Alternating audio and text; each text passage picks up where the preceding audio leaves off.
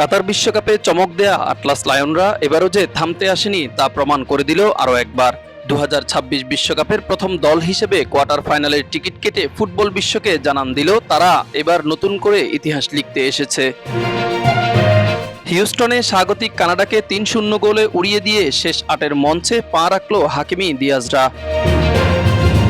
ম্যাচের প্রথমার্ধে বেশ উত্তেজনা দেখা গেলেও স্বাগতিক কানাডা একের পর এক আক্রমণ চালিয়ে মরক্কোর রক্ষণভাগকে ব্যস্ত রাখে। খেলার প্রথমার্ধে কানাডার তানি উলুওয়াইসের বক্সের ভেতর থেকে নেয়া বাঁ পায়ের জোরালো শট ঠেকিয়ে দেন ইয়াসিন বোনো।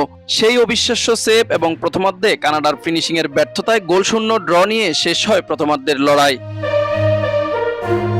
তবে বিরতির পর মাঠের দৃশ্য পাল্টে দেয় মরক্কো। খেলার 50 মিনিটে ডেডলক ভাঙেন আজেদ্দিন ওয়ানাহি। আশরাফ হাকিমির চমৎকার এক ফ্রি কিক পাস থেকে বক্সের বাইরে বল পেয়ে জোরালো শটে কানাডার জাল কাঁপান তিনি। এরপর সমতায় ফিরতে কানাডা মরিয়া হয়ে উঠলে খেলার 82 মিনিটে কাউন্টার অ্যাটাক থেকে ব্রাহিম দিয়াজের বাড়ানো বলে নিজের দ্বিতীয় গোল করেন উনাহি।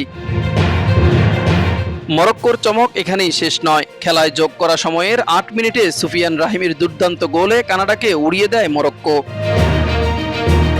পুরো ম্যাচে গোল না পেলেও স্পটলাইট কেড়ে নিয়েছেন রিয়াল মাদ্রিদ তারকার ব্রাহিম দিয়াজ। মরক্কোর শেষ দুটি গোলে অবদান রেখে আফ্রিকার প্রথম ফুটবলার হিসেবে বিশ্বকাপের এক আসরে সর্বোচ্চ 4টি অ্যাসিস্টের অনন্য রেকর্ড গড়েছেন দিয়াজ।